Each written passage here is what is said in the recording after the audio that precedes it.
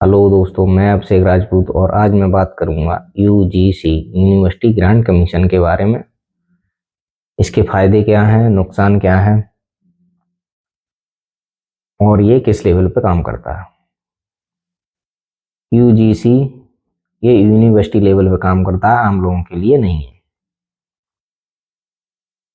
और यूजीसी ये सारी देश की यूनिवर्सिटी को कंट्रोल करती है। उन्हें क्या गाइडलाइन जारी करनी है ये उन्हें कंट्रोल करती है। किसकी डिग्री रखनी है, किसकी मान्यता रखनी है, किसकी रद्द करनी है, ये यूजीसी के अंडर आ जाता है। और यूजीसी जो है 1953 से इस देश में काम कर रही है और 13 जनवरी 2026 में जो एक्ट पास हुआ है वो उसी का एक रूप, दूसरा रूप है, जिसमें एससी एसटी और ओबीसी, एससी एसटी तो उसमें पहले से ही शामिल है 1953 से, लेकिन उसमें एससी एसटी और ओबीसी को और शामिल कर लिया गया है। तो यूजीसी जो है इसने गाइडलाइन जारी की है कि एक कमेटी बनाई जाएगी सारी यूनिवर्सिटियों में, अपनी अपनी यूनिवर्सिटी में। उस कमेटी के मेन अध्यक्ष जो हैं वो यूनिवर्सिटी के ही रहेंगे, अपर लेवल के, और उसके 3 प्रोफेसर रहेंगे, एससी एसटी और ओबीसी के, और उसमें 2 असिस्टेंट प्रोफेसर रहेंगे, उस यूनिवर्सिटी के टॉप लेवल के छात्र। तो इस कमेटी का काम होगा जांच पड़ताल करना, उस चीज पर एक्शन करना। जात सूचक शब्द हैं या किसी को विकलांग कह के चढ़ाना या किसी को गाली गलौज देता है कोई सवर्ण समाज का छात्र, सवर्ण यानी कि जनरल कैटेगरी का सदस्य, तो ये कमेटी इस चीज को फॉलो करेगी। इस चीज का ध्यान रखने का काम इस कमेटी का है।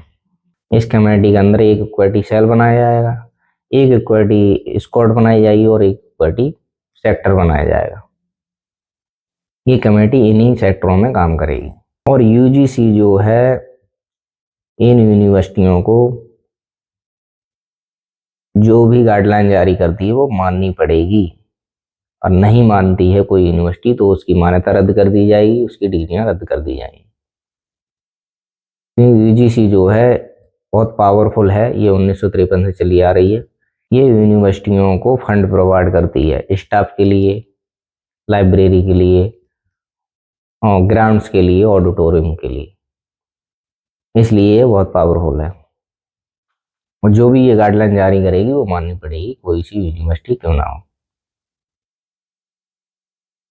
तो इसमें अब आ जाते हैं जात सूचक शब्द से। जात सूचक शब्द अगर कोई भी किसी को भी चिढ़ाता है तो इसमें जो स्टाफ होगा एससी एसटी का होगा, ओबीसी, और एक इसमें महिला होगी। अगर कोई महिला जाती है तो उसके लिए महिला बैठी हुई है, महिला वो समझेगी कि ये बात मेरी महिला समझेगी, तो वो उतना अच्छे फील नहीं करेगी।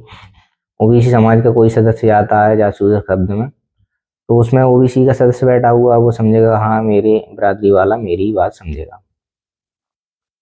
एससी वाला कोई जाता है तो उसमें एससी एसटी का कोई बैठा हुआ है सदस्य प्रोफेसर, वो उसकी बात को समझेगा।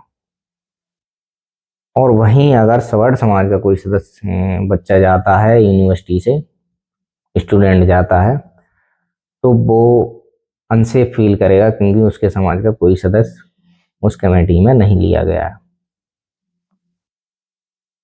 और अगर कोई झूठा मुकदमा या झूठे आरोप में कोई स्टूडेंट किसी स्टूडेंट को फंसाता है, और ये यूनिवर्सिटी में आम बात है, लड़ाइयाँ गाली गलौज होती रहती है, मारपीट भी होती रहती है छोटी छोटी बातों पर, मैंने तो देखा है। छोटी छोटी हंसी मजाक में बात मारपीट तक पहुंच जाती है।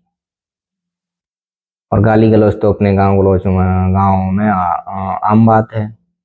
जाति सूचक शब्द भी आम बात है। और विकलांग है कोई, काना है, लूला है, बहरा है, गूंगा है, उसे गांव में तो आम बात है ऐसे चढ़ाते हैं या ऐसे ही बुलाते हैं। अगर वहां ऐसे शब्दों से किसी ने बुला लिया और सवर्ण समाज का वो सदस्य हुआ तो उसकी डिग्री रद्द कर दी जाएगी, सारे डॉक्यूमेंट जब्त कर लिए जाएंगे। ये यूसीजी की गाइडलाइन है और उसे मानना पड़ेगा। तो एक तरफ अगर गलती से वो फेक मुकदमा हुआ तो उस छात्र की तो जिंदगी बर्बाद हो जाएगी। तो एक तरफ से ये जो है यूजीसी ने जो गाइडलाइन जारी की है, एक तरफ से स्वर्ण समाज के लिए हानिकारक है। एससी एसटी ओबीसी के लिए काम तो बहुत अच्छा किया है।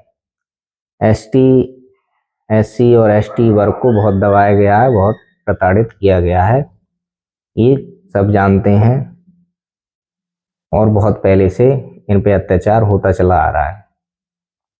लेकिन दूसरी तरफ भी सोचना चाहिए कि अगर उस केस में, झूठे मुकदमे में, अगर सवर्ण समाज का कोई बच्चा चला जाता है तो उसकी जिंदगी बर्बाद हो जाएगी।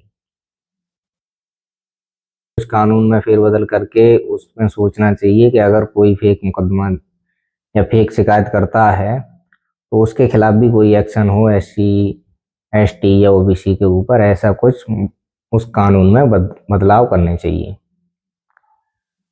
वरना ये कानून एक तरफा हो जाएगा, ये एक्ट एक तरफा हो जाएगा। और एग्जाम्पल के लिए मान लेते हैं कि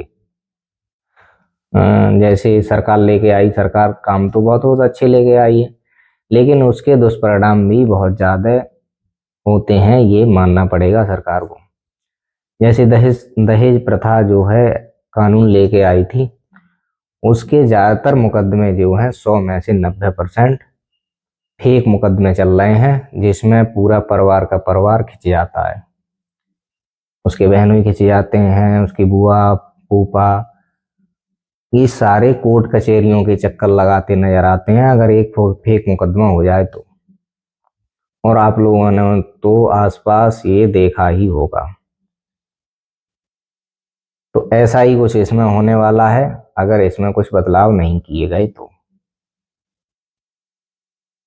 यही सब है इस यूजीसी यूनिवर्सिटी ग्रांट कमीशन में। तो आशा करते हैं आपको वीडियो पसंद आई होगी। लाइक करें, सब्सक्राइब करें, वीडियो को शेयर करें। धन्यवाद।